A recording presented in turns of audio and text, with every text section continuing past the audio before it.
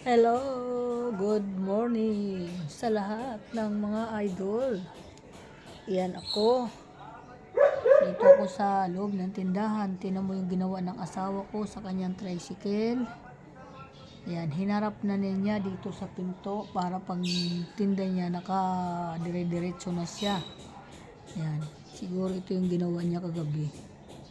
Ayan, kasi magtitinda po siya.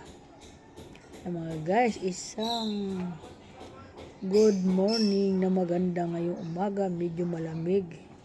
Medyo ako nilamig ngayon mga guys, pero kagabi grabe ang init. Yan. Pero ngayon, kaya ako nag-sweater, nag-jacket kasi nilamig ako ngayon. Yan. Hindi pa ako nag-aalmusal kasi pinatay ko yung ilaw dito sa tindahan. Kasi hindi pa pala nakapatay. At nagbukas muna ako sandali at mamaya magsasara ako. Kasi mag-aalmusal. Titimpla ko ng kape mga guys. Kaya okay, welcome to my vlog. Good morning everyone. Ingat po ang lahat ng ating mga kababayan nga naapektuhan sa atin mga problema sa atin mga bansa. Ingat-ingat po tayo. Yan, medyo balay mo maano yan, maayos naman. Kaya ano yan, tiis muna kami nga dito sa Pilipinas. Ang problema naman namin dito sa Pilipinas, ang gasolina nagtaas. Kaya medyo yung may mga negosyo kagaya sa amin, medyo tambay muna, wag muna araw-araw maglabas. Kasi nga po, dahil sa gasolina, ang laki ng diferensya sa nung hindi pa nagtaas. Yan po, kaya sabi ko, tambay muna. Huwag mo nang magdadala ng sasakyan dahil matatalo tayo sa gasolina. Kagaya po kahapon nagtinda kami, talo nga po sa gasolina. Abunado tuloy ako kasi isinama-sama nila ako doon. Ang nangyari ay may binta ka nga, hindi sapat kasi tumaas nga po ang gasolina. Ang karga namin kahapon naglalaro ng 75 ang isang litro ng amin diesel. Kaya medyo nalugi. Kaya abi asawa ko, hindi muna ako magtitinda. Ay total, itong tricycle. Yan. Ang tricycle kasi, kaunti lang ang gasolina niyan. Hindi masyado malakas. At taka mas maganda ang tricycle kasi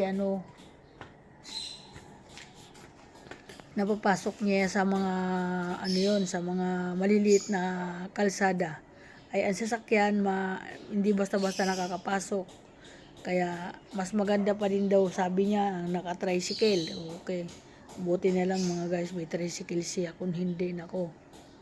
Ay kahit naman nung hindi pa nagtaas, nagta-tricycle pa din siya. Bihira siyang pag gusto lang magsasakyan. Kaya pag may order na lang, saka na lang gagamitin ang sasakyan. Ganun na lang po ang gagawin niya. Kasi sinabihan ko siya kahapon. Kapag may order, saka na lang gagamitin ang sasakyan. Huwag nang magtinda araw-araw. Kaya yung driver namin, siyempre guys, ngailangan din ng kita yan araw-araw. Kaya siservisan muna niya yung akin tinan kapag may pupuntahan. Kaya guys, okay lang yon.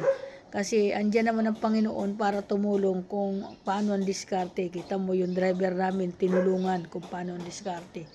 Magdadrive siya dito sa aming tinan. Sabi ko, okay lang yon kasi siyempre, naghahanap buhay yan. Sa pagtitinda, hindi sigurado ang kita. Kaya mas maganda na gamitin muna niyo kapag hindi kami umaalis. Sabi ko. So, wala pa naman kaming na-aadis, kaya sige, okay lang yun para kahit pa paano hindi siya mawalaan ng hanap buhay.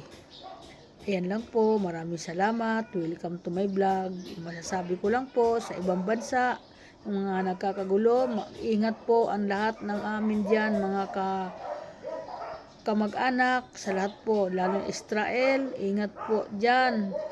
At huwag masyadong labas ng bahay. Pag-ingat po kayo. Maraming salamat. Welcome to my vlog. Ingat din po ang aking mga anak.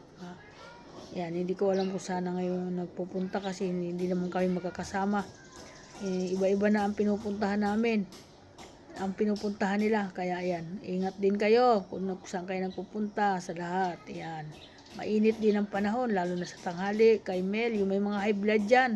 Uminom ng maintenance, lagi magdadala ng maintenance para hindi kayo ubutan ng high blood. Lagi naka-ready kapag mga ganitong mainit. Huwag kayong basta-bastang lumalabas ng bahay na wala kayong bit-bit na maintenance. Magkano lang naman yung maintenance niyo siguro, gamot. Huwag kayong magpabaya dahil sarili naman ninyo yung pangangalagaan. Lagi kong pinapaalala sa inyo na ang maintenance niyo, kung may maintenance kayo, lagi kayo may dala. Magbit-bit kayo kahit 2 piraso lang, hindi naman mabigat siguro yun. Madali lang maibulsa. Pag kailangan ninyo, madudukot nyo, total maintenance nyo yun. Pero kung uminom na kayo sa umaga, pang umaga lang ang maintenance nyo, na nagkaroon kayo ng problema sa iyong health, ewan ko, ang sabi nila, pag uminom na daw, wag na daw uulitin. Magpahinga na lang, gumawa ng paraan, maghulamos ng bimpo na may yelo. Ganyan kasi ginagawa kahapon, ganyan ginawa ko. Naghulamos po, po ako ng may yelo kasi sumama po ang pakiramdam ko. Yan, medyo umuki-uki naman nung gabi. Medyo umuki-uki na ako. Nung nakapag na ako ng yelo, nalibos man. Mataas siguro ang dugo ko kahapon. Dahil sumama nga ako sa kanila. Okay, welcome to my vlog. Maraming salamat sa lahat ng mga busing dyan, mga idol, mga follower, mga viewers. Salamat po sa inyo. Thank you very much. Pasensya na po.